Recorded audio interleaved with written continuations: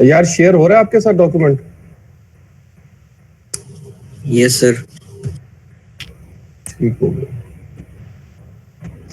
अच्छा, last lecture में हम बोर्ड पे कुछ प्रॉब्लम सॉल्व कर रहे थे ट्रांसफॉर्म्स के हवाले से।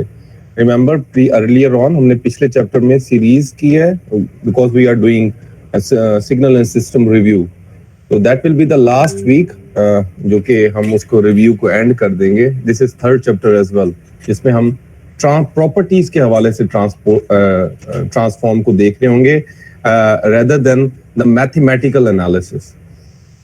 तो इसमें ना एक एग्जांपल कुछ चीजें मैं ड्यूरिंग द लेक्चर उस टाइम स्किप कर गया था। जैसे सेकंड चैप्टर में एक टॉपिक है that is regarding decomposition of signals, वो भी मैं आज कराऊंगा क्योंकि that is more based on the theory based topic था, तो मैंने उसे ऑनलाइन की वजह से स्किप किया हुआ था। और एक और थ्योरेटिकल बेस्ड टॉपिक है that is the start of the 3.1 topic, जिसमें बताया गया है कि जब आप ए पीरियोडिक सिग्नल की रिप्रेजेंटेशन करते हैं फोरियर सीरीज के हवाले से तो किन किन चीजों को देखना होता है और फिर वो क्या क्या आगे एनालिसिस जो है हमारे सामने क्या रिजल्ट्स लेके आता है। But first we will gonna cover transforms के कुछ एग्जांपल्स करेंगे, हम उनकी प्रॉपर्टीज को देखेंगे जो फोरियर ट्रांसफॉर्म के हवाले से देखेंगे that we gonna used in communication system course from fourth chapter. तो पहले हम देखते हैं एक एक्सपोनेंशियल सिग्नल है दैट इज आपकी स्क्रीन पे सामने आ रहा है, जिसकी हमने ट्रांसफॉर्मेशन फाइंड करनी है e raise to the power minus. जी बेटा। सर वो लास्ट टाइम जो आपने सेकंड चैप्टर पढ़ाया उसमें जो हमारे पास कोरिलेशन फंक्शंस है ना उसका आपने एक्सप्लेन नहीं किया। मैंने नहीं किया, मैं वही जी जी वही बताऊंगा आज। अच्छा, और उसके अलावा sir dissimilarity and unrelated signals के बारे में जो चौथे चैप्टर में रिक्वायर होगा, और मैंने पहले ही बताया है कि सेकंड चैप्टर में जो मैंने चीजें स्किप कराई हैं that is required in fourth chapter, वो मैं आज ऑनलाइन में कराऊंगा। वो थ्योरी बेस्ड थी, मैंने इसलिए उसको बोर्ड पे कवर नहीं किया। ठीक हो गया सर? ठीक है। अब हम आते हैं 3.1 एग्जांपल की तरफ, दैट इज के you have to find the Fourier transform of e raise to the power minus 80 u of t। तमाम बच्चे और से देखें, if you have the ball pens please note it down, note करते जाएं बिकॉज अदरवाइज फिर हम ऑनलाइन का जो होता है हमारा मोड होता है वो बस ऐसे ही है कि मैं आऊं बोलूं और you have nothing on your end. आप और से देखें, हमने ट्रांसफॉर्म फाइंड करनी है that is e raise to the power minus 80 u of t, where u of t अब एक सिग्नल है जो आपको पता है that is a unit step signal. तमाम बच्चों को पता है, लास्ट लेक्चर में हमने बोर्ड पे ये सिग्नल के बारे में इस सिग्नल को पढ़ा है, हमने दोबारा रिवाइज किया यूनिट स्टेप सिग्नल को। तो अब आप नीचे देखेंगे कि बाय डेफिनेशन इक्वेशन 3.9a लिखा हुआ है। Now this is the Fourier formula.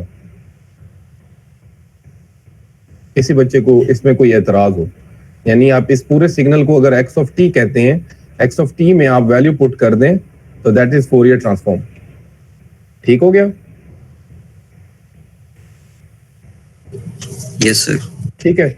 अब आपको पता है कि यूनिट स्टेप हम सिग्नल एंड सिस्टम में भी देखते हैं। Whenever it gonna multiplies with a signal it gonna change the limit of that signal. तो आप नेक्स्ट स्टेप पे देखते हैं, यूनिट स्टेप को जब हमने अप्लाई किया कोई भी signal, basically unit step signal का मतलब ये होता है if we want analysis in from 0 to onwards, तो जब भी कभी आप सिग्नल कोई आपस में मल्टीप्लाई हो रहा होगा with another unit step signal with another signal, तो वो उसकी जो करेक्टरिस्टिक शो करेगा that is from 0 to the positive side. तो इधर भी यही हुआ है, यूनिट स्टेप सिग्नल अप्लाई हुआ है लिमिट में और it has change the limit from 0 to infinity. ठीक है? Yes sir. सेकंड स्टेप में आपने सिंपल एक काम किया है, उसमें आपने ये किया है कि e की पावर को कॉमन किया है, minus AT plus J 2 pi F into T dt आ गया। नाउ हमें पता है कि एक्सपोनेंशियल की इंटीग्रेशन क्या होती है जो FSE बेस्ड हम करते हैं, that will be equal to -1 over A plus J 2 pi F जो उसका पावर होती है इनटू वही फंक्शन E का फंक्शन 0 टू इंफिनिटी। अब आप लिमिट पुट करते हैं जब T इंफिनिटी के हवाले से आपको पता है, तो जो आपके पास रिजल्ट आता है if you have 0 to infinity result में, तो फिर आप जब अब इसे पुट करते हैं उसमें एक चीज का आप ध्यान रखेंगे. फॉर एग्जांपल ये कुछ उसके रिजल्ट्स हैं कि as infinity approaches to t जो है approaches to infinity that will be equal to 1, but आप ये पता है आपको कि अगर आप इसमें a जो a है आपके पास, अगर t को रख भी देते हैं, this a is very very crucial. इस a को डिफाइन करना है कि a must be greater than or equal to 0, क्योंकि अगर a 0 नहीं होता इस केस में, जब हमारा आंसर जो आया है that is this one, अगर a 0 नहीं आता तो थिंग इज दैट कि हमारे पास a must be greater than 0. अगर ये 0 नहीं आता तो हमारे पास क्या होगा कि जो फोरियर की ट्रांसफॉर्मेशन हमने शो की है from 0 to infinity, that will not gonna show you the graph from 0 to onwards, यानी फ्रीक्वेंसी डोमेन में फिर आपके पास वो वाले आंसर नहीं है. ठीक है, सिंपल है ये. सिंपल इंटीग्रेशन के बाद हमने इसको सॉल्व किया और कुछ भी नहीं किया. सर अगर आप जो कह रहे हैं हमारे पास रियल पार्ट ए अगर नहीं आता तो क्या इफेक्ट होगा फ्रीक्वेंसी डोमेन पे हमारे पास? a must be greater than 0. अगर लेस होते तो सर फ्रीक्वेंसी डोमेन में हमारे पास क्या इसका इफेक्ट? इसकी वजह ये है, देखें आप, इसकी वजह ये है कि अगर मैं a greater than 0 नहीं करता तो जो मेरे पास जो गिवन फंक्शन था उसका जो मैंने उसको जिसको मैं इंटीग्रेट कर रहा था, that is from 0 to infinity, यानी I have applied the unit step function. तो a को हमेशा ग्रेटर देन 0 होना चाहिए, सो दैट क्योंकि मैं जो चीज देख रहा हूँ कि फ्रीक्वेंसी में जो एनालिसिस देख that is on the positive side. ठीक है सर. ठीक हो गया, आगे जाते हैं हम. अब आपको पता है कुछ कि how to get the this result in polar form. ये तमाम बच्चों को आइडिया है. अगर मैं आपसे कहूं कि इस रिजल्ट को आपने पोलर फॉर्म में रिप्रेजेंट करना है, a प्लस जे ओमेगा को, डू यू नो कि how to get the polar form? ये हमने लास्ट टाइम ये बात की है. पोलर फॉर्म में क्या होगा? We need a magnitude and we need a phase. So we have represented this one in polar form like this. कोई क्वेश्चन इससे रिलेटेड? सर लास्ट टाइम तो हमने g of f is equal to under root a square plus मतलब sin square plus cos square किया था. यहाँ 1 over आ रहा है सर यहाँ पे. ये है बेटा, ये देखें 1 over. No sir. अच्छा, क्वेश्चन में 1 over. ठीक. हाँ, ठीक हो गया. ठीक है, तो a प्लस ये यहाँ पर इसको हमने करना है 1 वैसे का वैसे आएगा, इसको पोलर फॉर्म में करना है तो ये क्या हो जाएगा? a स्क्वायर प्लस ओमेगा का square, where omega is equal to 2 pi f, तो a square plus 2 pi f का square under root, that is magnitude, and e minus j tan inverse 2 pi f over a, that is उसका जो हमने किया था as far as phase जो है. ठीक हो गया? Yes sir. अच्छा, व्हेन यू गोना हैव, अब यहाँ पर एक चीज और से देखिएगा कि जब आप फेज का एनालिसिस करेंगे, that is the phase of the frequencies, frequencies के दरमियान कितना फेज है. तो ये जो फेज की रिप्रेजेंटेशन है थ्योरी में तो ऐसे आ रही है, but that is the result that is getting from a MATLAB और फ्रॉम अदर टूल. तो इसको यानी इसमें ये है कि the relationship of the phase between the frequencies will be like this, कि जो उसका phase होगा that will be from pi by 2 to minus pi by 2 will be the phase difference amongst them. और ये उसका वैसे भी e minus at u of t का वो जो पहला g of t सिग्नल था, उसको आपको पता है कि डिकेइंग एक्सपोनेंशियल था, u of t सिग्नल था, तो स्टार्टिंग फ्रॉम 1 है by putting the value of a as 0, तो 1 से स्टार्ट हो रहा है एंड देन डिकेइंग एक्सपोनेंशियल है. Now this one 1 by a basically is give you the, अब 1 by a इस तरह है कि when you have 0 और you are getting the imaginary part as 0, तो जो इसका एम्पलीट्यूड बनेगा पीक फेज का, that the parabola shape will be वो 1 over a उसका एम्पलीट्यूड आएगा. फ्रीक्वेंसीज के दरमियान फेज जो होगा that will be gonna be pi by 2 into minus pi by 2 हो जाएगा. but this phase इसमें जो होंगे क्या कहते हैं जेनेरिक से questions, this is a general question, एक डिकेइंग एक्सपोनेंशियल का जनरल क्वेश्चन है. बट अगर फेज कहीं आपने देखना हो तो that will be you gonna see on oscilloscopes या जो हमारे ट्रेनर्स के रिस्पेक्टिव फेज आप देखें। ठीक हो गया। अब हम आते हैं एक और, this was the first example. अब हम आते हैं कि इसमें हम देख रहे थे 3.2 और 3 वगैरह हमने पहले की हुई है। जैसे फॉर एग्जांपल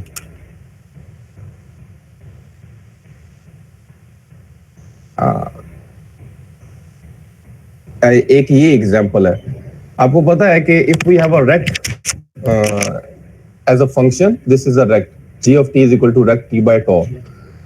tau है ये, अगर तो क्या कहते हैं, मैंने आपको पहले बताया था, it depends on the length of the tau। If it is 4 value तो जो फिर हमारे पास ओवरऑल वैल्यू बन जाएगी, just for example t by 4 हो जाए तो that will be starting from -2 to 2।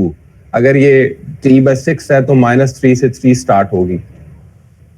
याद है ना आपको? तो जो टॉ फंक्शन है, जो रेक्ट फंक्शन है, उसकी जो लेंथ डिफाइन की जाती है दैट इज विद टी, ये जो डिनोमिनेटर में टॉ फैक्टर है, यानी ओवरऑल जो लेंथ होगी, अगर ये 3 लिखा होगा तो रेक्ट होगी, -1.5 से स्टार्ट होगी and that will gonna end at 1.5। अब आप क्या करते हैं कि यू नो कि हमारे पास ये फंक्शन था, इसकी फोरियर ट्रांसफॉर्म फाइंड करनी है। दिस वैल्यू बिटवीन -τ/2 से τ/2 जो गिवन g ऑफ t है, उसमें उसकी जो एम्पलीट्यूड की वैल्यू है that is 1। t less than τ/2 पे से, सॉरी, लेस देन τ/2 तक इसकी वैल्यू 1 है, और t ग्रेटर देन 0 पे और t लेस देन -τ/2 से ये t जो है ये 0 है for all the other values. तो this is the again the Fourier transform formula, और आपने जो फाइंड करना है फंक्शन जिसकी फोरियर ट्रांसफॉर्म फाइंड कर रहे हैं, इस केस में that is basically a rect function.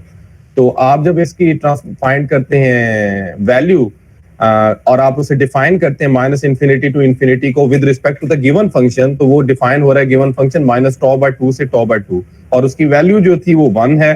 तो सिर्फ आपके पास ये जो फोरियर ट्रांसफॉर्म का एक्सपोनेंशियल है अकेला, वो इंटीग्रेशन में आ गया। अब आप जब इसको इंटीग्रेट करेंगे you will get this result. अब यहाँ पर ये कुछ चीजें जो हैं, that is the mathematical part after this thing. ये उसमें ये होता है कि आपको पता है कि when you have this function, ये हमने थोड़ी देर पहले आयलर्स से पढ़ा हुआ है कि आयलर्स में साइन किसके इक्वल होता है। तो रीअरेंज करें आप इस दोनों फंक्शन को, इसमें j पाई f tau को आप अगर वापस यानी एज अ फर्स्ट टर्म लेंगे तो ये माइनस खत्म हो जाएगा, तो जो ओवरऑल फंक्शन बन जाएगा that will B e j pi 2 pi minus e minus j pi f tau divided by 2j। तो that is basically a sine function. और अगर साइन फंक्शन में वो ही आर्गुमेंट आ जाए, यानी j 2 पाई f आ रहा है डिनोमिनेटर में भी, तो that will be a sinc function. समझ आइए? Yes sir. इसके में सर ये जो हमने इसकी एक्सपोनेंशियल फोरियर सीरीज ली है रेक्ट की, तो एक्सपोनेंशियल फोरियर सीरीज में तो हम सिर्फ पॉजिटिव पार्ट होता है हमारे पास, उसको उसका एनालिसिस करते हैं। तो यहाँ पे हमने दोबारा बोलिएगा। सर हमारे पास जो एक्सपोनेंशियल फोरियर सीरीज है, हम उसमें सिर्फ पॉजिटिव पार्ट का एनालिसिस करते हैं। ठीक है। तो इस सिग्नल के अंदर रेक्ट के अंदर हमने -τ/2 से पॉजिटिव τ/2 लिया है। ओवरऑल गिवन फंक्शन ये नहीं, वो मेरी बात सुने, 0 से τ/2 नहीं लेंगे सर। मैं बताता हूँ। वो जो मैंने आपको बताया था ना कि देखें कि ट्रिग्नोमेट्रिक फोरियर सीरीज और एक्सपोनेंशियल फोरियर सीरीज का एनालिसिस।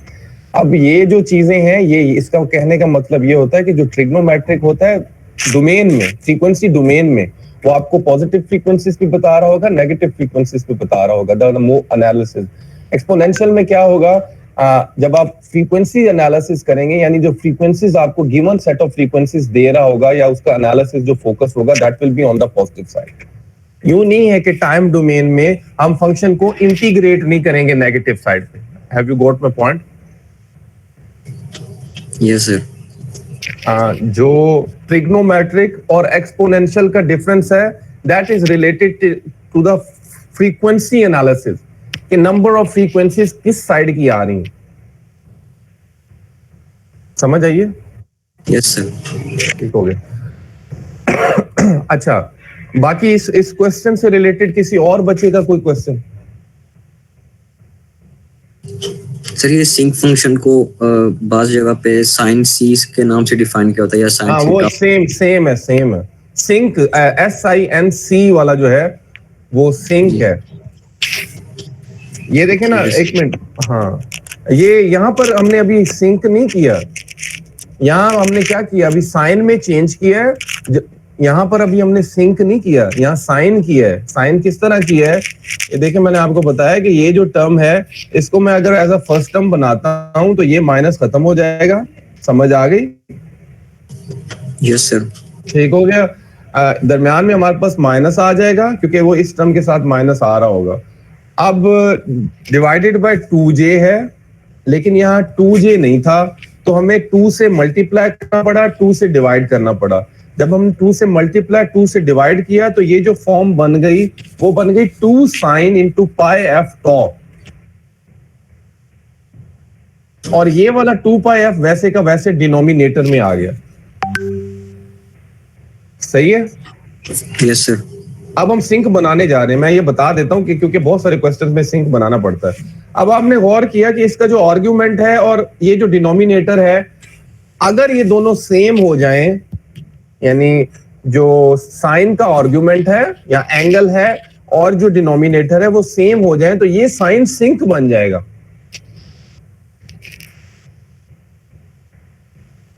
ठीक है? Yes sir. तो फिर हमने क्या किया कि जो आर्ग्यूमेंट नीचे हमने टॉ से मल्टीप्लाई किया, टॉ से डिवाइड किया, तो जब टॉ से और 2 से कैंसिल हो गया, जब टॉ से मल्टीप्लाई और डिवाइड किया, अब ये दोनों सेम है, अब ये सिंक बन गया। मैं एक दफा दोबारा रिपीट करता हूं ताकि आप लोग दोबारा सारे देख लें। दिस वाज 1, ये रेक्ट जो हो गई वो 1 हो गई वैल्यूज पे, माइनस τ/2 से τ/2 के दरमियान e minus j 2 pi ft dt आ गया। इसको इंटीग्रेट किया तो ये आंसर आया हमारे पास आफ्टर पुटिंग द वैल्यूज।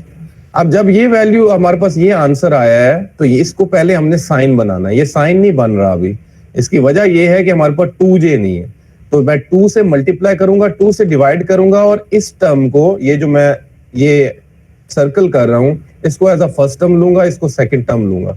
मैंने यूं ही किया तो ये माइनस वैसे खत्म हो गया, ये हो गया 2 इंटू साइन, जब इसके डिवाइडेड बाय 2j हो जाएगा तो साइन आ जाएगा, और एंगल क्या है, पाई एफ टॉ है, वो आ गया, divided by this 2 pi F. अब यहाँ पर पाई एफ टॉ और 2 पाई एफ टॉ को सेम करना है क्योंकि I have to make it a sinc function. जब भी कभी इस तरह की सिमिलैरिटी आएगी, यानी साइन में डिनोमिनेटर आएगा, वी गोना ट्राई कि this we gonna make it a sinc function, और हमें पता है कि ये सिंक फंक्शन बनने जा रहा होता है। अब यहाँ आर्गुमेंट में आपको पता है टॉ है, यहाँ टॉ नहीं है, तो फिर हमने टॉ से मल्टीप्लाई किया, डिवाइड किया, तो यहाँ पर तो मल्टीप्लाई वाली जो नोमिनेटर में ऑलरेडी टॉ है, तो उस टॉ को हमने सेपरेट किया, इस टॉ को हमने डिनोमिनेटर में पुट कर दिया इस आर्गुमेंट की तरह सेम करने के लिए, और जो हमारे पास 2 है वो 2 से कैंसिल हुआ। Now this is the resultant function, that is a sinc function.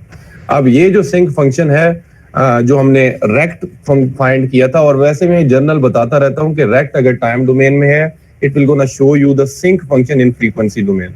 तो ये आपके पास सिंक फंक्शन आ गया।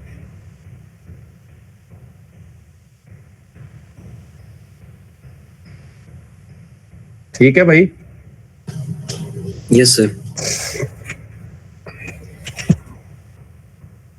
अच्छा, ये this is a very very important property. This is very very important property that is written in 3.1. जैसे cos की उस दिन मैं बता रहा था, हमने cos को फोरियर ट्रांसफॉर्म की थी। This is a very important property that we're going to use in numericals in 4th chapter and 5th chapter. कि रेक्ट है, उसमें अगर सिंक है तो हम क्या कर सकते हैं, we're going to directly make these implementation. तो वो मैं आपको अभी आज एक न्यूमेरिकल भी करवाऊंगा जिसमें एक रेक्ट होगा और हम सिर्फ टेबल को देखेंगे 3.1 को। दरअसल ये जो एग्जांपल्स हैं 3.1, 3.2, 3.3 अप टू 3.7 या 8 एग्जांपल हमने करनी है। ये सारी की सारी पहले उसमें हम इंटीग्रेट करते हैं according to the Fourier transform, और जो रिजल्टेंट आंसर आता है वो एक प्रॉपर्टी का आंसर है फोरियर की, वो 3.1 टेबल में गिवन है। और उस 3.1 टेबल में जैसे आप हम 4th चैप्टर में या 5th में जो न्यूमेरिकल करेंगे, वो प्रॉपर्टीज डायरेक्टली इंप्लीमेंट होंगी उन न्यूमेरिकल्स में।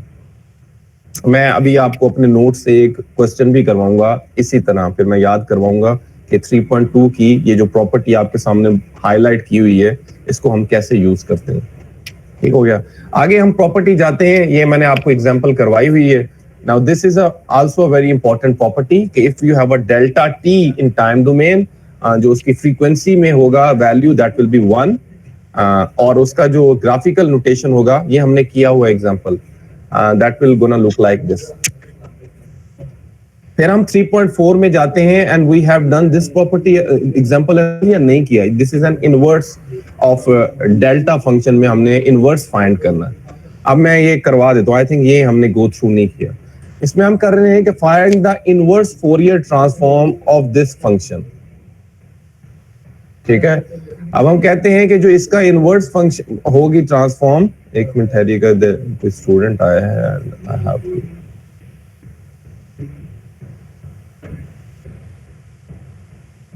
ठीक है। अच्छा, इसमें जो है हमने इनवर्स फाइंड करनी है इस फंक्शन की, इम्पल्स ऑफ 2 पाई एफ या इम्पल्स ऑफ ओमेगा, क्योंकि omega is equal to 2 pi f भी है। ये भी आज हम इस पे भी थोड़ी बात करेंगे, ओमेगा और 2 पाई एफ से रिलेटेड जो हमने सब्जेक्ट में यूज करना है। ये ज़हन में रखें कि अगर आप एफ हर्ट्ज में फ्रीक्वेंसी लेते हैं और इनवर्स का फार्मूला पुट करते हैं, तो the formula will gonna look like this. अगर आप ओमेगा यूज करते, ओमेगा यहाँ होता इम्पल्स ऑफ ओमेगा का इनवर्स फाइंड करें, तो यहाँ पर इस इंटीग्रेशन के बाहर 1/2 पाई आता। ये हमने सिग्नल सिस्टम में फार्मूले पढ़े। यानी जब आप ओमेगा में इनवर्स फोरियर ट्रांसफॉर्म ले लेते हो, तो एडिशनल 1/2 पाई एज अ क्या कहूं मैं उसको, एज अ मल्टीप्लिकेशन या एज अ कोफिशिएंट आ रहा होता है 1/2 एडिशनल, क्योंकि ओमेगा की वजह से। लेकिन अगर आप एफ में उसका इनवर्स ले रहे होते हैं, तो सिंपल इंटीग्रेशन आएगी -infinity to infinity x of t into e j 2 pi f t df। तमाम बच्चों को समझ आ रहा है कि df क्यों आ रहा है, और ये पॉजिटिव का होगा क्योंकि जब हम ट्रांसफॉर्मेशन कर रहे होते हैं from time domain to frequency, फिर e raise to the power -j 2 pi f t dt आ रहा होता है। यहाँ df है क्योंकि जो गिवन फंक्शन है दैट इज इन फ्रीक्वेंसी, तो इसलिए df आएगा। अब हम फ्रीक्वेंसी से टाइम की तरफ जा रहे हैं, समझ आ रहा है?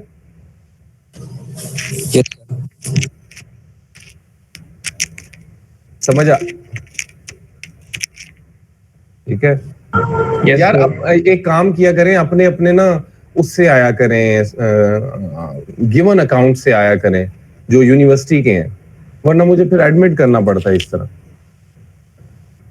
अच्छा, अब आप क्या करते हैं कि इस केस में आपके पास यूं है कि क्योंकि ये 2 पाई एफ है, जो कि ओवरऑल आपके पास वैल्यू आ रही है, दिस इज यानी 2 पाई एफ के हवाले से फ्रीक्वेंसीज में आ रही है, तो additionally you have to integrated with respect to 2 pi f. तो 2 पाई हमने मल्टीप्लाई किया, डिवाइड किया, जो रिजल्टेंट आंसर आया that will be 1/2 pi into e minus j 2 पाई।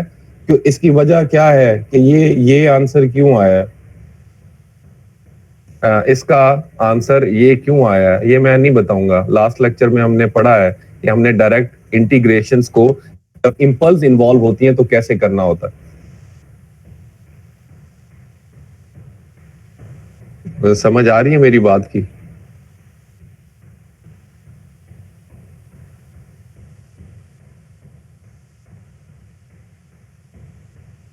मेरी बात की समझ आई है?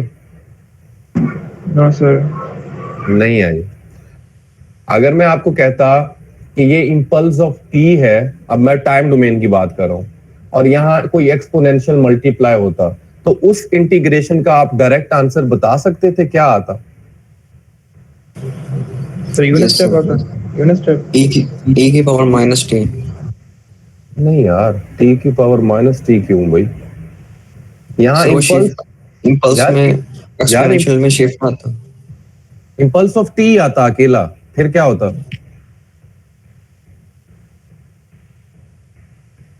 यार अगर मैं कह देता इंटीग्रेशन, आप सुने गौर से, लिखें कहीं पेज पे, मैं लिख रहा हूं impulse of T integration into impulse of t into E j 2 pi T, क्या आता है इसका डायरेक्ट आंसर? कौन बच्चा बताएगा?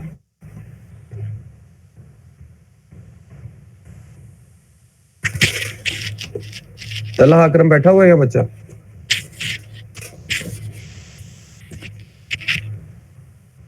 तला अकरम बैठा है या बच्चा?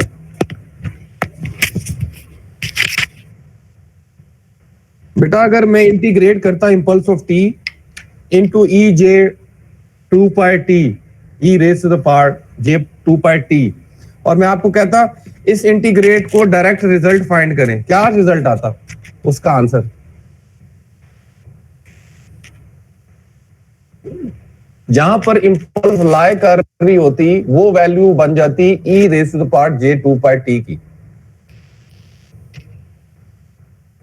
अगर इंपल्स ऑफ टी अकेला आ रहा होता है, इसका मतलब है इंपल्स लाई कर रही है टी 0 पे, तो हम पुट कर देते ई जे 2 पाई टी में 0,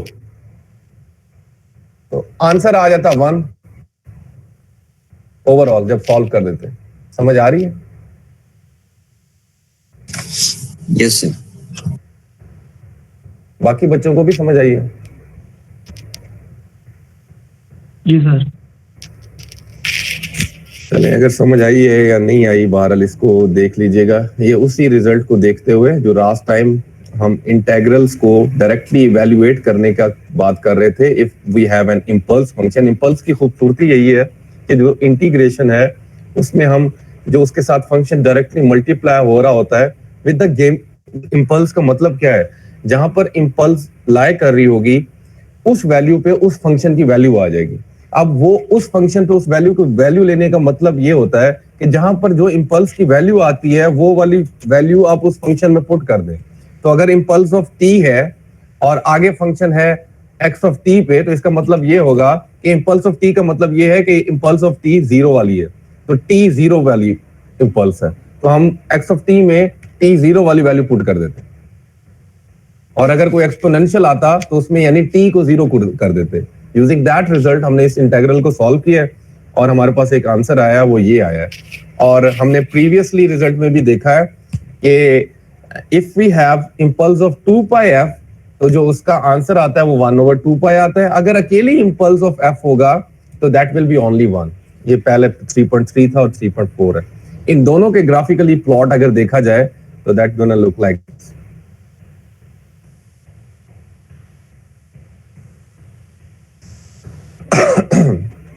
अब हम आते हैं इस फंक्शन की तरफ। यहां से अब आपको वो वाला जो प्रीवियस 3.4 है ना, वो वाला मसला भी हल हो जाएगा कि डायरेक्टली हमने 0 कैसे पुट कर दिया था ई रेस में। अब हमने इनवर्स फोरियर ट्रांसफॉर्म करनी है इसकी। हमें पता है कि दैट इज द रिप्रेजेंटेशन कि we have to find the inverse Fourier transform of the given function, that is impulse of f minus f naught. और फार्मूला हमें पता है क्या है, minus infinity to infinity impulse of f minus f naught. ये याद रखें, अगर 3 चैप्टर से कोई ट्रांसफॉर्मेशन का क्वेश्चन आएगा तो डायरेक्टली आपको टेबल देखते हुए रिजल्ट पुट नहीं करने पड़ेंगे, you have to show that result as well के फार्मूले के बाद वो जो 3 ये गिवन है, ऑल्दो कि this answer is given in table 3.1, तो but you have to show this one as well. This is कि ये इसके जरिए बन रहा है ये डायरेक्ट रिजल्ट। तो हमें पता है कि according to the Fourier definition that will be, अगर हमने इनवर्स फाइंड करनी होगी, that will be equal to minus infinity to infinity x of t into e raise to the power j 2 pi f t df. That is the definition of a inverse Fourier transform या formula of a inverse Fourier transform. अब हमें पता है कि जहां पर impulse लाई कर रही होती है, we don't have to solve that integration. जहां पर इंपल्स आ जाए और इंटीग्रेशन हो, हम उन इंटीग्रल्स को डायरेक्टली सॉल्व कर सकते हैं। हम कहते हैं कि जहां पर एफ आ रही है, इंपल्स आ रही है, वो वैल्यू पुट हो जाएगी उस फंक्शन में। तो हमें पता है कि एफ माइनस एफ नॉट का मतलब क्या है कि एफ कहां पर आ रही है, फ्रीक्वेंसी की वैल्यू क्या है, एफ नॉट है। यानी जैसे टी माइनस टॉ का मतलब ये है कि टाइम की क्या वैल्यू है, वो टॉ है, टी इज इक्वल टू टॉ ना। अगर टी प्लस टॉ है, इंपल्स ऑफ टी प्लस टॉ है, तो टॉ की क्या वैल्यू है, टी माइनस टॉ। यानी t को आप राइट साइड पे पुट करेंगे तो that will be equal to minus. अगर आप f माइनस एफ नॉट है तो फ्रीक्वेंसी की क्या वैल्यू है, f नॉट, स्पेसिफिक फ्रीक्वेंसी की बात हो रही है। तो जब इंपल्स, स्पेसिफिक इंपल्स मल्टीप्लाई होगी इस फंक्शन से और उस इंपल्स की स्पेसिफिक फ्रीक्वेंसी क्या है, एफ नॉट है, वो फंक्शन में आ जाएगा ई जे टू पाई एफ नॉट। समझ आइए? सर ये एक थोड़ा रिपीट कर देंगे। बेटा यार सिंपल है यार, सिंपल है। This is a concept of a signal and system, मैंने उसमें भी बहस की थी। देखें, जब भी कभी इंपल्स फंक्शन आ जाएगा और एक अदर फंक्शन होगा and you have to solve the integral, तो जहां पर इंपल्स की वैल्यू लाई कर रही होगी वो उस फंक्शन में पुट कर देना। क्योंकि हम यहां पर ट्रांसफॉर्म में हमेशा एक्सपोनेंशियल फंक्शंस देखने हैं, क्योंकि हम अपने ए पीरियोडिक फंक्शन या पीरियोडिक फंक्शंस को फोरियर ने रिप्रेजेंट ही एक्सपोनेंशियल्स में किया हुआ। आप एलटीआई सिस्टम में देखें, आपके पास एक्सपोनेंशियल फंक्शन आएंगे। अभी आप देखेंगे कोई भी साइन भी होगा, मैंने आपको पहले भी बताया था कि we gonna deal with the sinusoidals. तो साइनोसाइडल्स की रिप्रेजेंटेशंस हमारी एक्सपोनेंशियल में पहले यूलर्स ने आसान बना दी है और उसका एनालिसिस जो है वो फोरियर ने आसान बना दिया है। तो जब भी कभी एक्सपोनेंशियल आएगा और हमें कहा जाए इंटीग्रेट कर दें, तो अगर तो वो अकेला एक्सपोनेंशियल आ रहा है तो फिर तो हम एफएसई या मैथ के नॉलेज से उसको सॉल्व करते हैं, सिंपल इंटीग्रेशन को। अगर इंपल्स आ जाए तो वो उस इंटीग्रेशन के डायरेक्ट सॉल्व हो जाता है वो इंटीग्रेशन। उसकी वजह ये होती है जहां इंपल्स लाई कर रही होती है वो उस फंक्शन में वैल्यू पुट कर देनी होती है। ये अब फंक्शन है फॉर एग्जांपल, यानी फ्रॉम द फोरियर डेफिनेशन आ गया।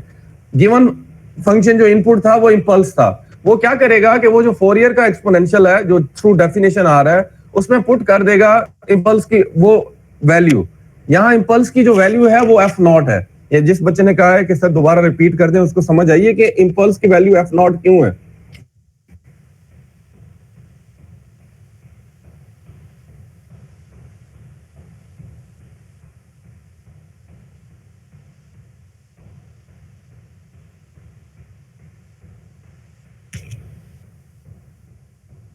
बोले बेटा। यस सर, समझ आ गई सर। अच्छा एक और मुझे बात बताओ, ये impulse of f minus f not है, ये इंपल्स फ्रीक्वेंसी डोमेन में है टाइम डोमेन में? फ्रीक्वेंसी डोमेन में सर। हाँ, फ्रीक्वेंसी बता रहा है ये वो इस इंपल्स का। ठीक हो गया सर। एक चीज याद रखें, ये आगे एग्जांपल आ रही है। इंपल्स फंक्शन है ना डेल्टा टी, जिसके ऊपर एरो लगा होता है, और हमने बहुत दफा बात की है इसकी कि इसका एरो क्यों लगा होता है ऊपर। इंपल्स डेल्टा टी जिसे हम कहते हैं, इंपल्स ऑफ टी कहते हैं, उसके ऊपर एरो लगा होता है। वो मैंने समझाया आपको कि उसके ऊपर क्यों। वो फॉर एग्जांपल टाइम डोमेन में। अब मैं उसका फोरियर लू ना, ठीक हो गया, तो वो वहां पर वो डिस्क्रीट वैल्यू 1 आ जाएगी। तो अगर वहां इंपल्स की कोई t माइनस टी नॉट है तो इंपल्स का यानी एक डिस्क्रीट वैल्यू आ जाएगी उस एफ नॉट पे। अब ये गिवन था, ये गिवन है कि फ्रीक्वेंसी में इंपल्स जो है वो एफ नॉट पे है, तो एफ नॉट हमने पुट कर दिया उसमें आपके गिवन एक्सपोनेंशियल में। गिवन एक्सपोनेंशियल में आप पुट कर दिया तो that is the result of that overall. ये मैंने आपको न्यूमेरिकल भी दिए हुए हैं जिसमें बी और डी पार्ट आई थिंक दिया है, जिसमें इवेल्युएट करना है हर फंक्शन में इंपल्स आ रहा है इंटीग्रेशन में, साथ में कोई साइनोसाइडल आ रहा है या कोई एक्सपोनेंशियल आ रहा है या फिर सिंपल एक्स ऑफ टी आ रहा है। दिए हैं ना मैंने आपको ये 2.2 चैप्टर के कुछ इवेल्युएट करें इंटीग्रल्स को। 4-5 क्वेश्चंस हैं, उसमें से 2 दिए हैं फिलहाल मैंने, एक साइनोसाइडल का है और एक जनरल एक्स ऑफ टी का दिया। अब अगर मैं आपको कहूं कोई भी एक्सपोनेंशियल फंक्शन दे दूं, इंपल्स की कोई वैल्यू दे दूं, अब आप उसको डायरेक्टली इंप्लीमेंट कर लेंगे, उसका आंसर पता लग जाएगा।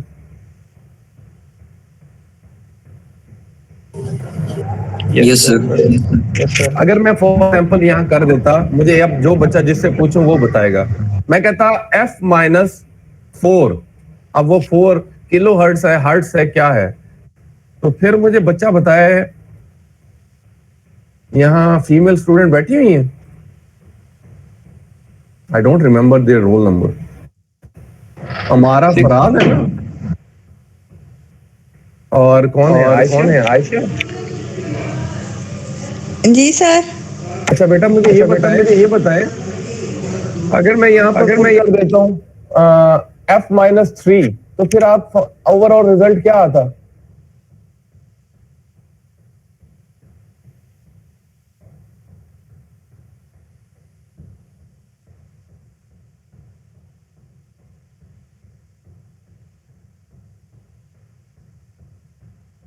अजमत आप बताओ भाई क्या आता रिजल्ट? सर EJ 3 2 3 6, मतलब EJ हाँ, 6, यानी 6 पाई टी आ जाता, यस सर, EJ यानी 6 पर, 2 पाई टू 3 टी आ जाता। Yes sir. ठीक हो गया ना?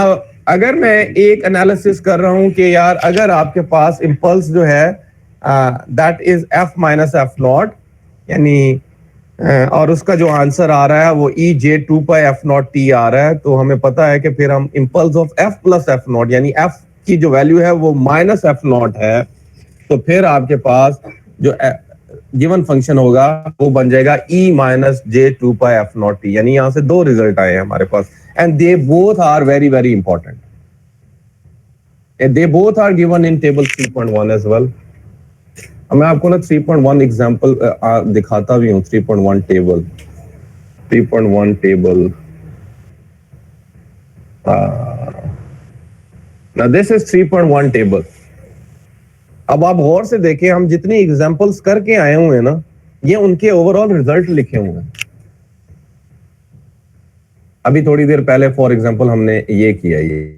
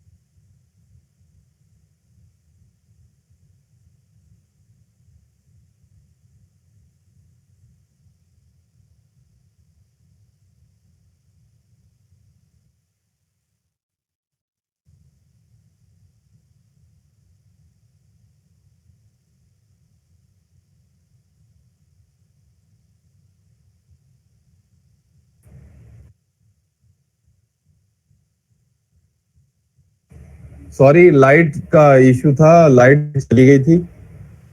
आवाज आ रही है? Yes sir. ओके, मैं बुक ओपन कर लूं दोबारा।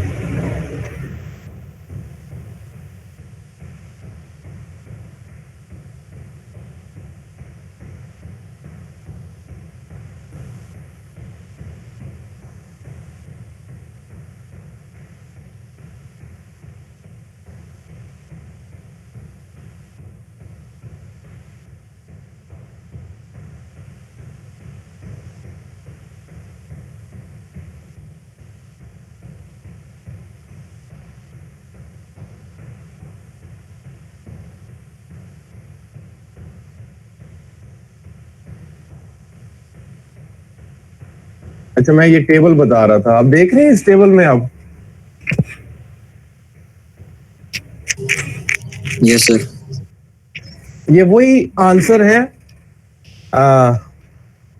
फोरियर ट्रांसफॉर्म के जो हमने एग्जांपल में फाइंड किए हैं।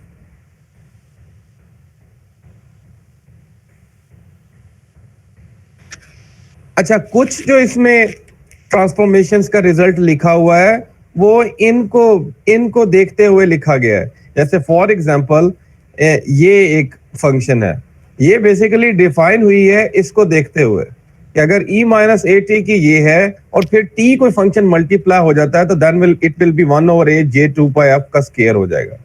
अगर t n है तो t के साथ फिर n प्लस 1 की वजह से हमारे पास यानी t की वैल्यू n प्लस 1 हो जाएगी, दैट विल बी 1 पावर और n फैक्टोरियल आ जाएगा। इंपल्स ऑफ t की हमें पता है कि फोरियर ट्रांसफॉर्म लें तो 1 होती है। अगर वही 1 है तो वो फ्रीक्वेंसी में एक फ्रीक्वेंसी को शो कर रहा होगा, ई J2 पर एफ नॉट है तो impulse of f minus f not होगा। ये मैंने कॉज वाला कराया है आपको, मैंने 1/2 करवाया था, यहाँ 1/2 की जगह 0.5 लिखा हुआ है। मैं दोबारा भी वो एग्जांपल करवा देता हूँ जो हमने लास्ट लेक्चर में की है। अब मैं आपसे इस एग्जांपल के बारे में कोई क्वेश्चन है आपका इसके बारे में? ये दो जो रिजल्ट लिखे हुए हैं समझ आ गए हैं या कोई सवाल है आपका तो पूछ सकते हैं आप। नो सर, क्लियर है। चलें, क्लियर है। अब हम आ जाते हैं कि भाई हमने एक्सपोनेंशियल साइनोसाइडल की ट्रांसफॉर्म्स कैसे लेनी है। आपको ये भी पता है कि साइनोसाइडल ट्रांसफॉर्म में अगर हम ये मैंने वैसे लास्ट क्लास में एग्जांपल कराई है, लेकिन अब दोबारा रिव्यू करा देते हैं अगर हम बाकी एग्जांपल्स को देख रहे हैं। हमें पता है कि कोई भी साइनोसाइडल है according to the Euler's formula that gonna be represented like this. Cause है तो ये हो जाएगा, अगर साइन होता तो 2j आ जाता। अब आपको पता है कि हमें ना अब यहाँ से यहाँ इनको देखते हुए उसने क्या किया है बुक में कि डायरेक्टली रिजल्ट शो कर दिया है। बट अगर आपको डायरेक्टली रिजल्ट शो ना करना पड़ा तो आप क्या करते कि इस जो गिवन यूलर्स जो कॉस था उसको हमने यूलर्स फार्मूले में लिखा और फिर ये जो हाईलाइटेड है इसको पुट कर देते हम डायरेक्टली फोरियर ट्रांसफॉर्म के फार्मूले में। लेकिन क्योंकि उसने सॉल्व किया हुआ है इन दोनों को थ्रू फोरियर ट्रांसफॉर्म तो उसने इसकी डायरेक्ट रिजल्ट लिख दिया। इसका भी समझ आ गया या कोई सवाल है इससे रिलेटेड?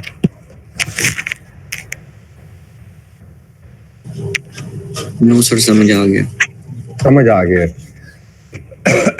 अच्छा, अब हम मैं आपको शो करता हूं क्योंकि दिस रिजल्ट जो गिवन रिजल्ट ऑफ जो ग्राफिकल रिप्रेजेंटेशन है of that cause in time domain and in frequency domain, that's very important. यानी कोई भी कॉज फंक्शन हो, मैं इसको हाईलाइट करता हूं टाइम डोमेन में, and this is a cause function oscilloscope पे। आप उसकी फोरियर ट्रांसफॉर्म लें। मैं ना बोर्ड पे जब भी लिखूंगा 1/2 लिखूंगा। 1/2 का मतलब 0.5 होगा, यानी जो उसका एम्पलीट्यूड होगा दैट विल बी 1/2 और दो इंपल्स जनरेट हो जाएंगी गिवन फ्रीक्वेंसी पे। यहाँ पर जो फ्रीक्वेंसी जेनेरिक यूज हो रही है वो f0 हो रही है। समझ आ गई है? Yes sir. ठीक हो गया।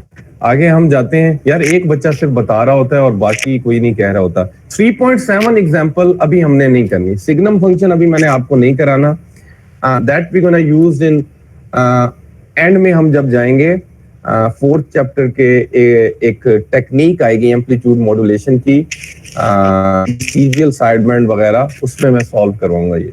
अभी आपने 3.7 एग्जांपल नहीं देखने। ये कुछ प्रॉपर्टीज रिजल्ट आ रहा है उसका, जैसे फॉर एग्जांपल मैं एग्जांपल बताता हूं आपको। This is basically a modulation property. So ये हम बार बार यूज करेंगे। अभी थोड़ी देर पहले हमने ये किया है एक रिजल्ट, सॉरी ये वाला यार, दिस रिजल्ट टॉ का ट्रांसफॉर्मेशन कैसे होती है इसके रिस्पेक्टिव हमारे पास होता है कि अगर सिंक हो तो फिर आपके पास ये जैसे अब लिखा हुआ है सिंक है और वो टाइम डोमेन में गिवन है, तो फिर जो रेक्ट बनेगी फ्रीक्वेंसी डोमेन में उसकी विड्थ कैसी होगी? It's very easy. यानी अगर 2b है where b stand for the width overall, जो उसकी फ्रीक्वेंसीज होंगी दैट इज रिप्रेजेंटेड लाइक, देखा अगर 2b का कोई मल्टीप्लिकेशन आ रही है विद द सिंक फंक्शन तो वो जो 2b होगा that will gonna represent time lapse. अब इसमें जो कुछ प्रॉपर्टीज हैं जैसे for example this one rect, ये दिस वन मॉड्यूलेशन प्रॉपर्टी, ये यूनिट स्टेप के हवाले से, ये सिग्नम वाली अभी हमने की नहीं है, ये एसेंशियल का, ये 1 T, ये बार बार अब यूज होंगी 4th चैप्टर में। यानी न्यूमेरिकल में बेसिकली एंड रिजल्ट डिफरेंट होगा but using that table will be provided in mid term examination as well और in final term as well. तो जो प्रॉपर्टीज होंगी 3rd चैप्टर में, तो जैसे उसको हमने उसका सॉल्यूशन सॉल्व किया है रिगार्डिंग फोरियर डेफिनेशन, लेकिन आप जब अगले हम न्यूमेरिकल एनालिसिस में जाएंगे, मॉड्यूलेशन टेक्निक्स के न्यूमेरिकल में जाएंगे, आप इसके डायरेक्ट रिजल्ट इंप्लीमेंट कर रहे होंगे यूजिंग द ट्रांसफॉर्मेशन। बट आपको 3rd चैप्टर इसलिए ट्रांसफॉर्मेशन कराया गया कि आपको पता हो कि ये रिजल्ट कैसे आए हैं। Through Fourier definition. समझ आ गई है? यस सर, ये रिजल्ट नंबर 19 ट्रायंगुलर फंक्शन है जो हमारे पास, तो रेक्ट हमारे पास सिंक होती है, तो ये ट्रायंगुलर भी कौन सिंक कौन कौन सा फंक्शन है? 19 नंबर सर। हाँ, सिंक स्केयर होगा बेटा उसका, बट ये नहीं यूज करेंगे हम। मैंने जितनी कुछ बताई है आपको हाईलाइट की है, उस वो प्रॉपर्टीज यूज होगी। अगर कोई प्रॉपर्टी आगे फिर न्यूमेरिकल में यूज हो रही होगी तो डेफिनेटली उस पे मैं एनालिसिस उसका होगा। ये that's very important property as well. कोई आप में से एक बच्चा बता सकता है कि what is meant by this thing, कि ये क्या है? अगर मैं किसी से बच्चे से पूछूं ये this function that's highlighted here, ये क्या है? ये फंक्शन क्या है? that we have studied in signal and system as well, जिसके जरिए हमने सैम्पलिंग की है। What is this function? Shifted impulses हमारे पास हाँ, तो उस शिफ्टेड इम्पल्सेस को क्या कहते हैं हम?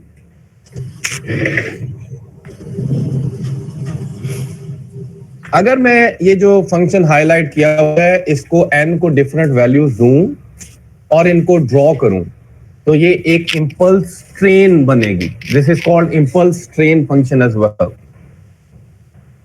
इम्पल्स ट्रेन फंक्शन मैं अभी आपको इसका न्यूमेरिकल भी सॉल्व करा के दिखाऊंगा ये वाला।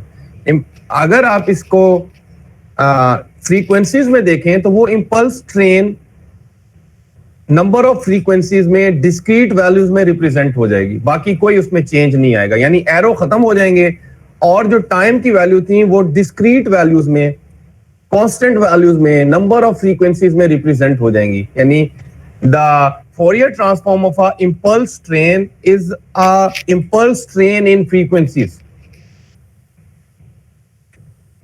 समझ आइए? Yes sir. अब मैं आप इसको सॉल्व कर आता हूँ। ये आपकी एग्जांपल में एक गिवन भी है। That's very important property actually.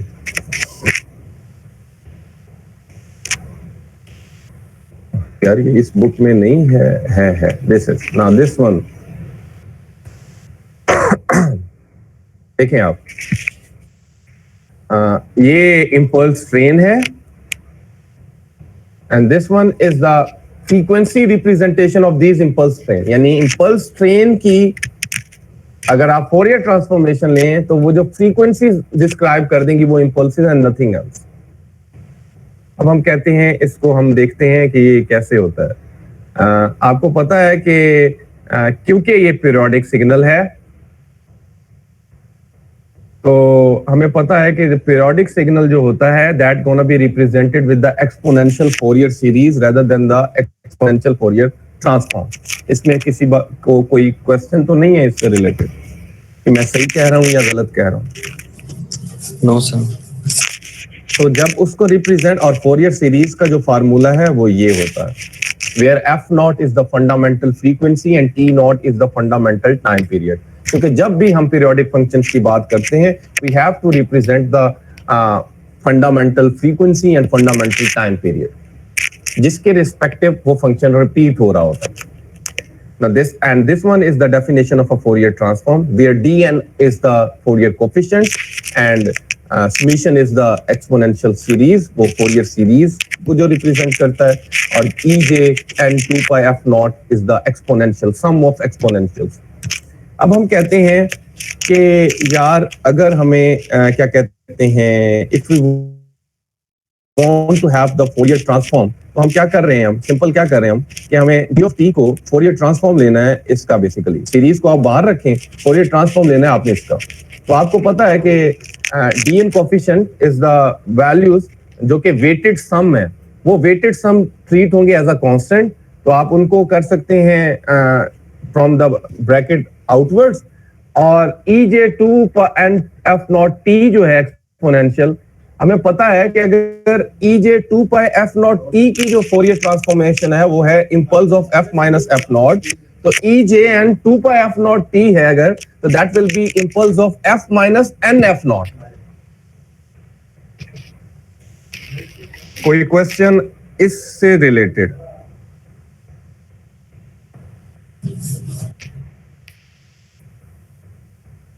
कोई सवाल नहीं है? देख लें ये कैसे लिया है। ये इसका लिया है।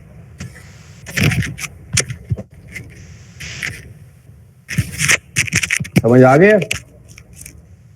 Yes sir. ठीक हो गया। अब ये हमने रिलेशन शो कर दिया है, यानी गिवन रिलेशन को, वो जो पीरियोडिक फंक्शन था उसको हमने सेट ऑफ उसमें रिप्रेजेंट कर दिया। आप कह सकते हैं, आप उसमें क्या कहते हैं, हमने फ्रीक्वेंसीज में रिप्रेजेंट कर दिया है।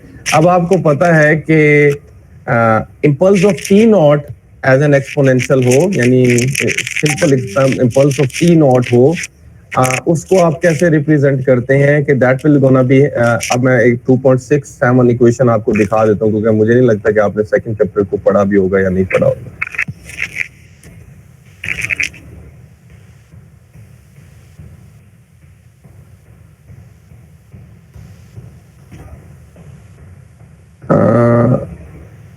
ये मैंने आपको याद है, आपको एग्जाम्पल करने को कहा था, पता नहीं आप लोगों ने की है या नहीं की है।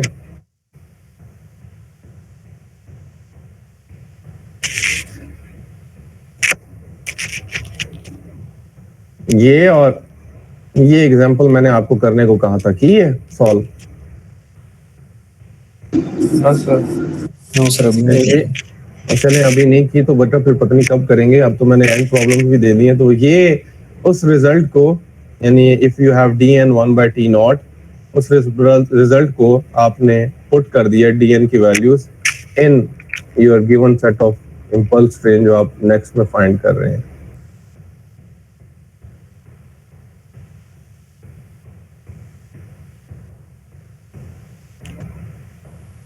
अब मैं यहाँ आपको एक चीज समझाता हूँ जो मेन है, इसकी समझना जो है।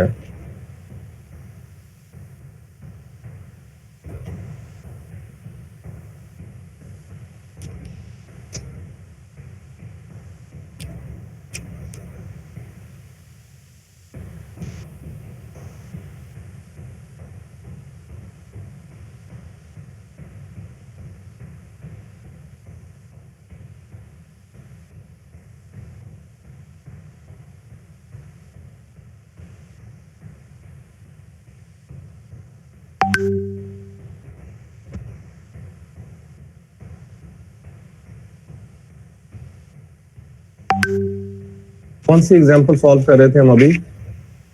पॉइंट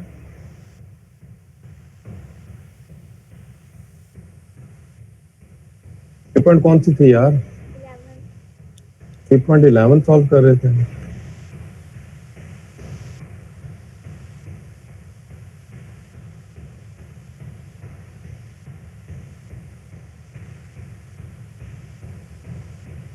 नहीं, 3.11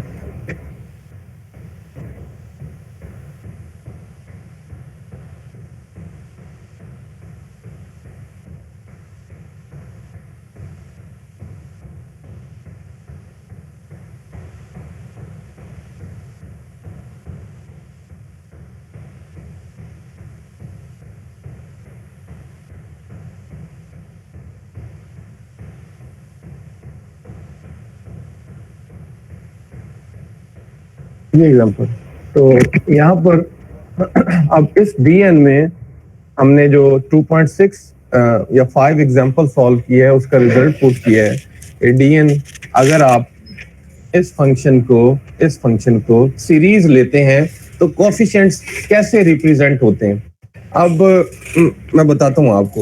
ये सामने आपके हाईलाइटेड स्क्रीन पे एक impulse train g of t function given है।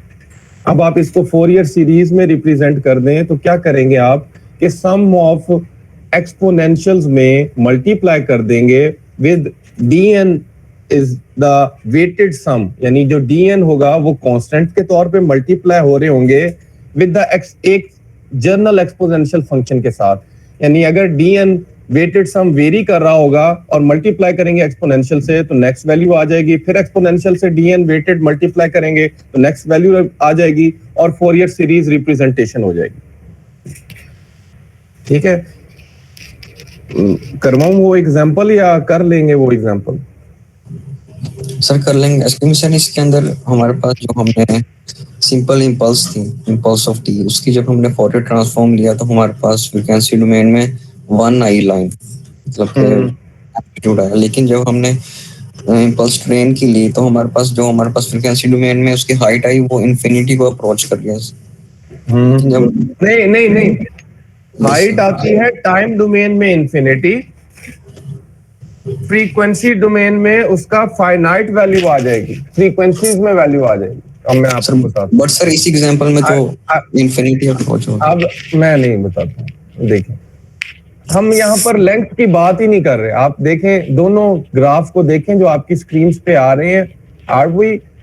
Have we are having a relationship on the vertical axis? कोई हमने डिफाइन किया है? कुछ भी आंसर बता दें। नो सर, नहीं किया। समटाइम जब हम इम्पल्स ट्रेन आएगी, हम उसका analysis on the horizontal axis देख रहे हैं। यार, इम्पल्सेस आ जाती हैं। मैं अब आपको वो बताता हूँ, आपका जो आंसर है, जो आपको क्वेश्चन है कि वो फ्रीक्वेंसीज में कैसे रिप्रेजेंट होंगी। इस एग्जांपल में हम वो कर रहे हैं कि जो इम्पल्सेस होंगी, जिनका जो जो रिप्रेजेंटेशन होगी वो टाइम डोमेन में, फॉर एग्जांपल एक टी नॉट पे आ रही है, 2 टी नॉट पे आ रही है, 3 टी नॉट पे, 4 टी नॉट पे, वो फ्रीक्वेंसीज अगर हम उनकी देखें तो वो कैसी शो हो रही होंगी। ठीक हो गया। अब हम आ जाते हैं कि जी जर्नली वो जो हमने किया कि इम्पल्स ऑफ टी जो है उसकी फोरियर ट्रांसफॉर्म लें तो वो 1 वैल्यू आ रही है। उसका मतलब ये है कि जो सिंगल इम्पल्स है वो, हमें ये तो पता लग गया कि वो 1 वैल्यू आ रही है, लेकिन अगर हम उसकी वर्टिकल एनालिसिस करें तो जो उसकी फ्रीक्वेंसीज को जो उसकी जो आप कह सकते हैं range of the DC value होगी, that amplitude that will be equal 1, but frequencies हमेशा, have you come through any type of a question जिसमें frequencies की height भी बताई गई हो? नो सर, रेंज होती है फ्रीक्वेंसीज की हमेशा। हाँ, तो in this example we are giving कि impulses किस तरह frequencies में represent हो रही हैं। वो एक जर्नल impulse function था, उसमें वो ये बता रहा था कि impulse जो है वो किस तरह frequency domain में नजर आती है, उसकी वैल्यू क्या नजर आती है, वो एक फंक्शन था। ठीक हो गया? Yes sir.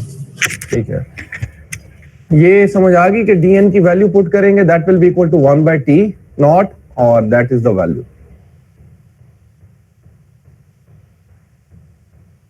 अब मैं आपसे एक क्वेश्चन करता हूं और फिर वो हमारा जो इंट्रोडक्टरी टॉपिक है उसको भी आप देख लेंगे। मैं बल्कि वो टॉपिक कराता हूं आपको। अच्छा, इसमें मैं एक एग्जांपल कोई देख लूं और कोई यूज होने वाली। सर ये बैंडविड्थ का भी सर बता दें कि अगर हम ड्यूरेशन बढ़ा देते हैं तो वो हाफ कैसे हो जाता है बैंडविड्थ? क्या हो जाता है? ड्यूरेशन बढ़ाने से बैंडविड्थ हाफ हो जाता है। ये हाँ, एंड पे लिखा हुआ वो करा रहा हूँ, वो स्टार्ट में है एक चीज, तो वो बताता हूँ आपको। अच्छा, इसमें अगर कोई और एग्जांपल अगर कहीं करने वाली हुई तो I will gonna let you know. फिलहाल हमने क्योंकि कॉन्वोल्यूशन वगैरह कोई चीजें पढ़ी हुई हैं, वो मैं आपकी कुछ असाइनमेंट दूंगा अभी, कुछ एग्जांपल आपने सॉल्व कौन सी करनी है, और फिर मैं आपको 1 मिनट सिर्फ एंड में, और फिर हमारे पास आ जाता है कि signal transmission through a linear system क्या होता है, और फिर के हमारे पास देखना है कि डिस्टॉर्शन क्या होती है और डिस्टॉर्शनलेस सिस्टम क्या होता है, जिसकी कि जो कि थ्योरेटिकल, ये जो टॉपिक है आफ्टर द एग्जांपल, इसमें हमें जो चीज चाहिए कम्युनिकेशन सिस्टम कोर्स में वो थ्योरेटिकल नॉलेज चाहिए, वो मैं आपको अपने नोट से कराता हूँ उधर। और फिर एंड में कुछ फिल्टरिंग के बारे में बताया, बैंड पास फिल्टर क्या होता है, उसमें स्टॉप बैंड क्या होता है, पास बैंड क्या होता है, वो मैं आपको बताता हूँ। तो अब मैं मूव करता हूँ एक चीज की तरफ जो आपने क्वेश्चन भी किया और वो टॉपिक हमने पढ़ा नहीं है, और वो टॉपिक था फॉर एग्जाम्पल आप सिग्नल जो देखेंगे टाइम में और फ्रीक्वेंसीज में, वो कैसे होगा। अच्छा, दिस टॉपिक इज बेसिकली कि ए पीरियोडिक सिग्नल है, उसकी रिप्रेजेंटेशन कर रहे हैं हम फोरियर इंटेग्रल से। ठीक है, थर्ड चैप्टर बेसिकली बेस्ड क्या कर रहा है कि कोई ए पीरियड, सेकंड चैप्टर क्या है कि पीरियोडिक सिग्नल है जिसकी रिप्रेजेंटेशन है through Fourier series. Third chapter है कि कोई ए पीरियोडिक, और मैंने आपको बताया था कि 95% of the signals that we gonna deal basically वो हम ए पीरियोडिक के बारे में बात कर रहे हैं। अभी मैं आपसे बात कर रहा हूं तो मैं ऐसे तो नहीं है कि this is a periodic signal. Basically जो कम्युनिकेशन सिस्टम में कोई डाटा जो यूज हो रहा होगा that will be an aperiodic representation, A periodic signal होगा। तो इसलिए 95% जो रिप्रेजेंटेशन है कम्युनिकेशन सिस्टम में वो यानी जो x of t message signal होगा that will be A periodic signal. फिर उसके साथ जो मल्टीप्लाई हो रहा है वो चाहे प्रोडिक हो रहा है वो क्या हो रहा है, तो उसकी जो रिप्रेजेंटेशन है वो हमें पता है सेकंड चैप्टर से कि that is the representing through a Fourier series. अब हम कहते हैं, अब ये गौर से देखें कि यार ये ए पीरियोडिक सिग्नल जनरली जो होता है वो बेसिकली अराइज कैसे होता है। वो बेसिकली किसी पीरियोडिक सिग्नल से ही अराइज होता है। जैसे अब मैं कहता हूं कि एक सिग्नल है, गिवन है ये, दिस इज अ सिग्नल। हम कहते हैं कि अब ये जो रिप्रेजेंटेशन होगी पीरियोडिक सिग्नल की वो मैनुअल रिप्रेजेंटेशन है, यानी कि हम किस तरह पीरियोडिक, एक ए पीरियोडिक को पीरियोडिकली रिप्रेजेंट कर सकते हैं और किस तरह पीरियोडिक को ए पीरियोडिक कर सकते हैं। This topic is basically about this thing. और फिर वो बताएगा कि दोनों का एनालिसिस में टाइम में और फ्रीक्वेंसी में क्या चेंजेस आएंगी, किस तरह हम उस चीज को देख रहे होंगे। अब हम कहते हैं कि पीरियोडिक सिग्नल क्या होता है, a signal that gonna be repeat by a certain time interval. तो हम कहते हैं कि एक सिग्नल है जी टी नॉट टी। अब जी टी नॉट टी एक ए पीरियोडिक सिग्नल है, एक स्पेसिफिक टाइम इंटरवल पे सिग्नल आया और वो एंड हो रहा है। जैसे फॉर एग्जांपल मैं इसकी गिवन फिगर है ये, now this is a periodic signal और ए पीरियोडिक सिग्नल।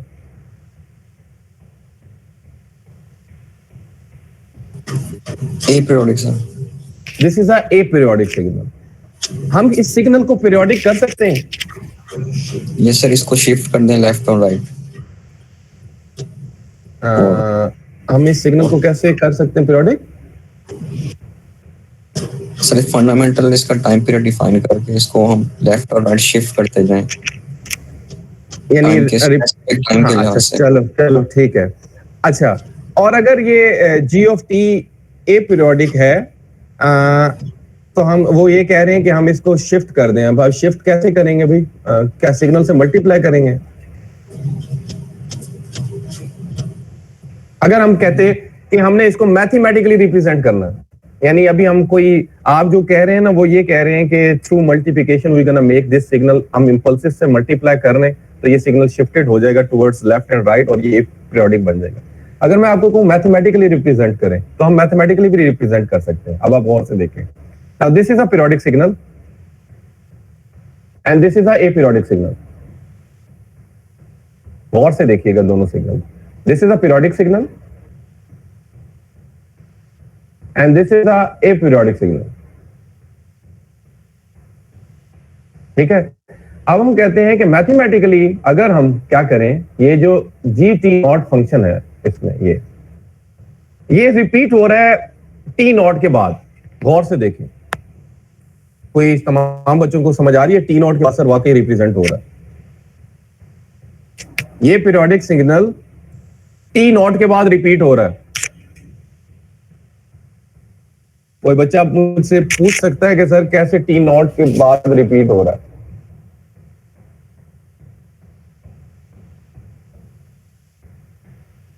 तमाम बच्चों को चले समझ आ गई है कि ये टी नॉट के बाद रिपीट हो रहा है।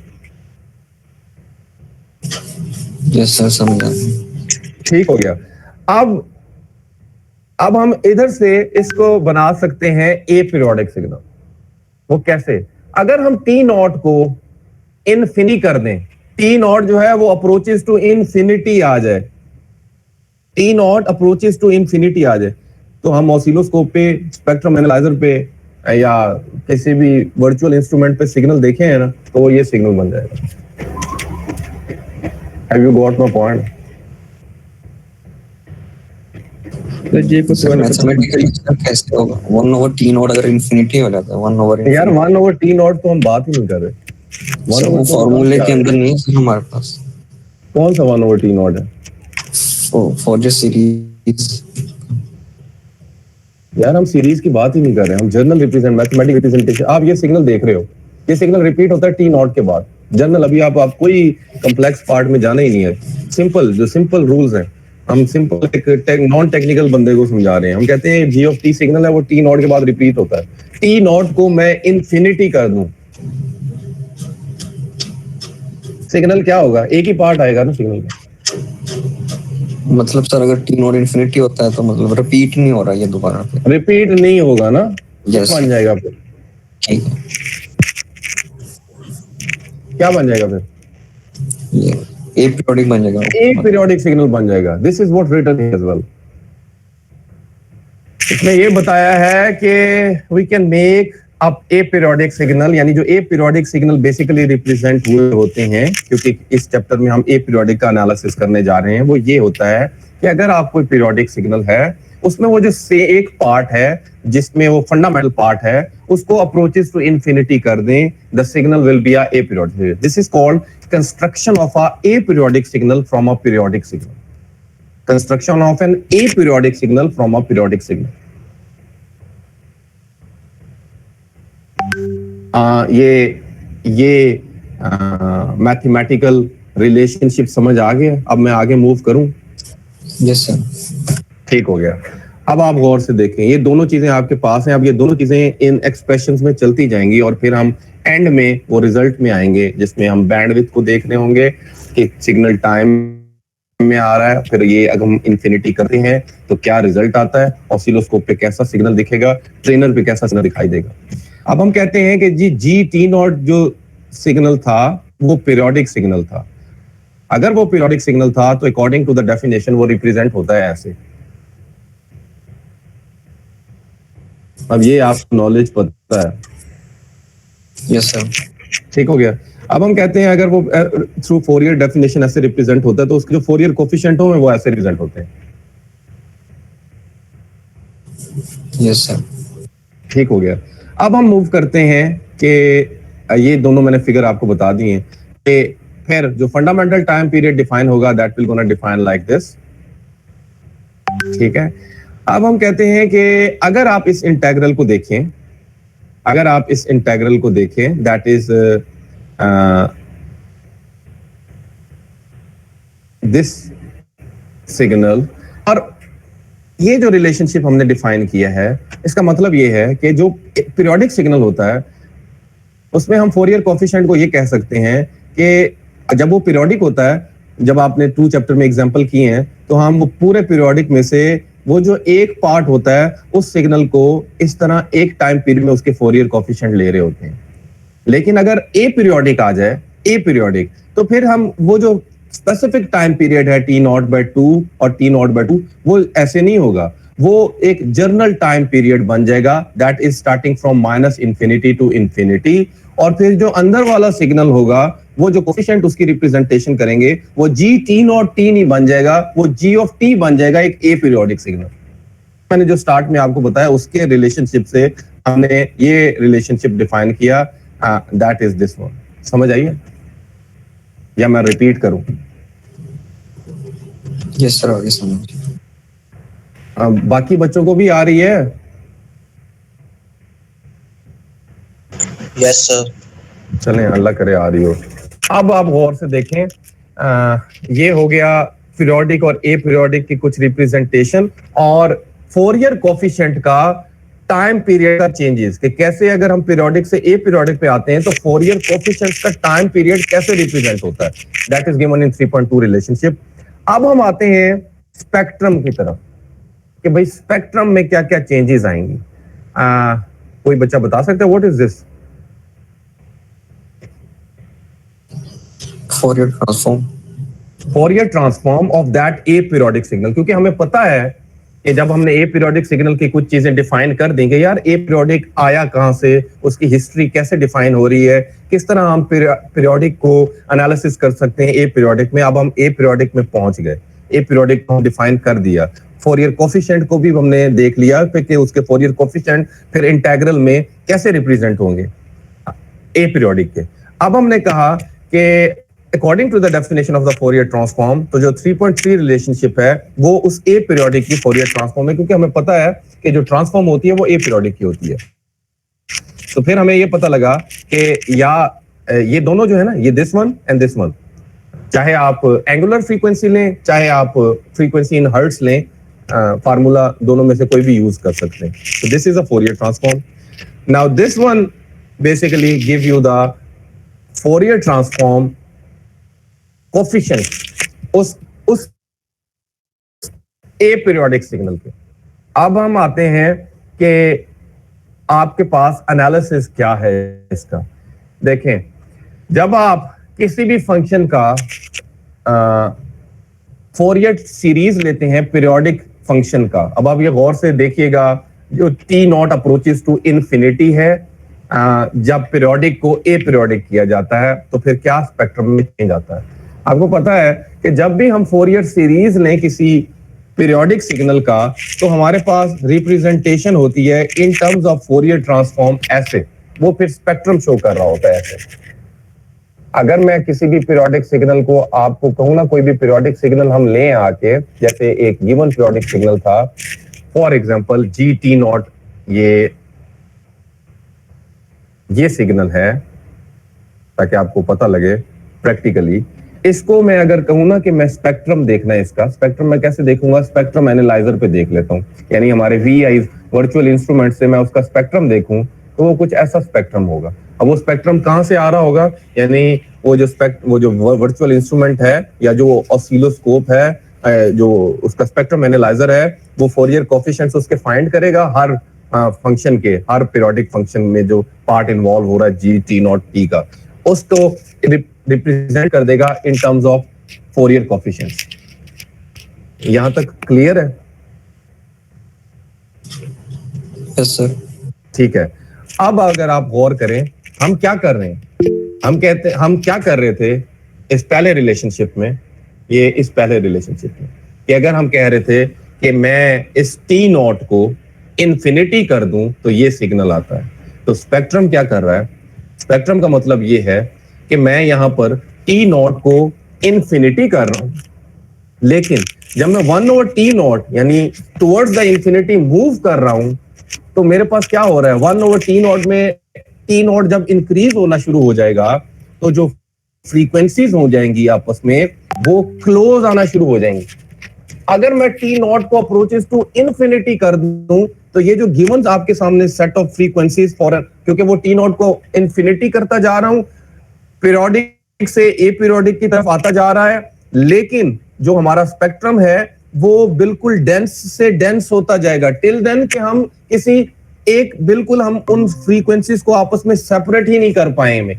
और एक और चीज का फर्क आएगा, वो ये फर्क आएगा, यहां पर आप एम्पलीट्यूड देखें, जो dn का एम्पलीट्यूड है कोफिशिएंट का इन पीरियोडिक सिग्नल, वो मैग्नीट्यूड है जो उसका, यहां पर मैग्नीट्यूड की जो वैल्यू होती है, मैं आपको पहले भी बता चुका हूं कि जो मैग्नीट्यूड्स की वैल्यूज को अगर हम रिप्रेजेंट करते हैं उसको हम कहते हैं इनवेलप। मैग्नीट्यूड की जो वैल्यूज है, जैसे हमने इनवेलप निकाला था कॉज का, यानी बैंड पास सिग्नल के हवाले से एक हमने इनवेलप डिफाइन किया था, वो बेसिकली उसके मैग्नीट्यूड को जो रिप्रेजेंट कर रहा था, एम्पलीट्यूड को जो रिप्रेजेंट कर रहा था। अब जब हम पीरियोडिक सिग्नल में उसका एम्पलीट्यूड देखें तो वो हायर लेवल पे होता है, और जब हम उसको T0 को अप्रोच करेंगे यानी T0 को बढ़ाएंगे, इंक्रीज करेंगे, तो जो मैग्नीट्यूड है वो कम से कम होना, यहां पर आप मैग्नीट्यूड देखें कम हो रहा है, मैग्नीट्यूड कम होना शुरू हो जाएगा और फ्रीक्वेंसीज आपस में डेंस से डेंस होना शुरू हो जाएंगे टिल देन के ऐसा भी आ सकता है T0 अप्रोचेस टू इंफिनिटी कि ये जो फ्रीक्वेंसीज की स्पेसिंग है ये बिल्कुल खत्म हो जाए। Have you got my point? Sir ji lecture का टाइम अप हो गया सर। क्या कह रहे हैं सर जी लेक्चर का टाइम अप हो गया है। अच्छा लेक्चर का टाइम यार वो छोड़ो, ये समझ आ गया यहाँ तक? सर एक सर जी हमारा लेक्चर है। जैसे अगर T0 इन्फिनिटी को अप्रोच करता है तो स्पेसिंग कम हो जाएगी, मतलब स्पेसिंग कम हो जाएगी। So that's what the relationship, there are two relationship के किस तरह ए पीरियोडिक से ए पीरियोडिक डिफाइन किया, फिर ए पीरियोडिक के ट्रांसफॉर्मेशंस कैसे लेनी है और स्पेक्ट्रम में क्या क्या चेंजेस आनी है। ठीक है, आप ये वाला पार्ट आप मजीद पढ़ लीजिएगा। अगर किसी का कोई क्वेश्चन होगा तो वो मेरे से दोबारा पूछ सकता है। मैं आपको ना इस पे ही बता दूंगा जो एग्जांपल आपने सॉल्व करनी है तीसरे चैप्टर से, और अभी भी हमारे 2 या 3 टॉपिक तीसरे चैप्टर के रह गए हैं जो कि फिर हम कवर करेंगे नेक्स्ट लेक्चर में इंशाल्लाह। ठीक हो गया? ठीक है सर। और सेकंड चैप्टर सर वो कोरिलेशन भी रहता है सर। हाँ, वो एक टॉपिक रह गया, बिल्कुल रह गया, बिल्कुल रह गया। एक डीकम्पोजिशन रह गया और एक कोरिलेशन।